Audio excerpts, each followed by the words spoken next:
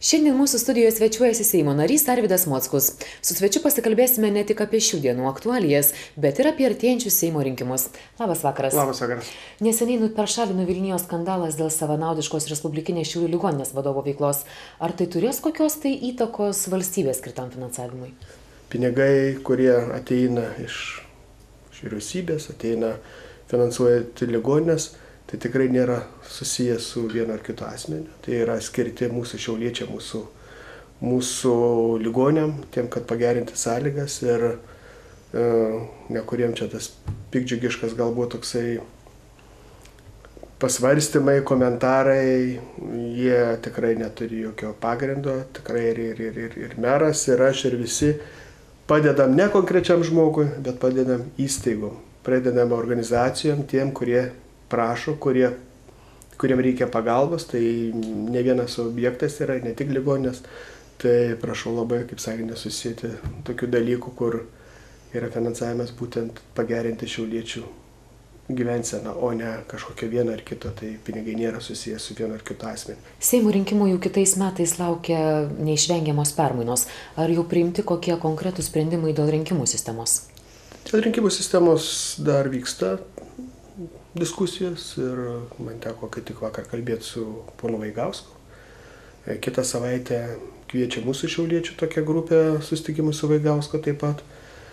Jis pasakė, kad gal bus, gal nebus. Iš tikrųjų, sakė bus, paskui staiga sako, o gal nebus, tai aš kiek matau didžiulis pasimetimas ir matyt žiūri ir kaip įtakos kas, ir kaip spės tikriausiai.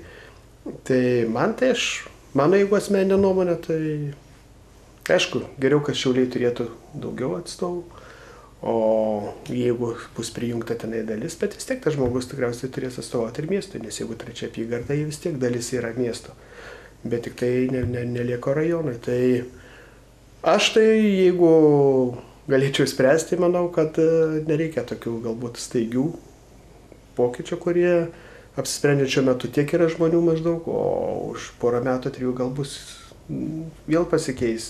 Ir plus, jeigu viską perkelsim į Vilnių, į didžiosius miestus, ta prasme, 3 miestai pas mus kažkaip taip akcentuojami, kad yra Kaunas, Vilnius, Klaipėda. Mes tikrai stengiamės kovoti, kad Šiauliai tokie yra. Tai aš manau, kad regionuose kai tik reikia turėti, kad savo atstovus, kad padėtų.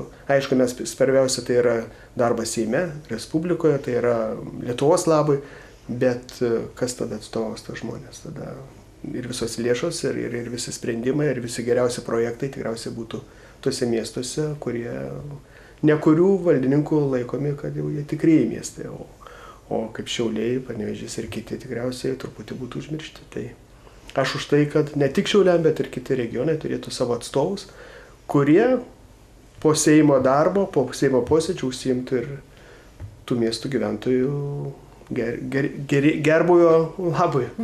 Na ir pats kaip Seimo narys iš ties nemažai veikiate dėl Šiaulių, stengiatės, tai kokie numatomi artimiausi darbai?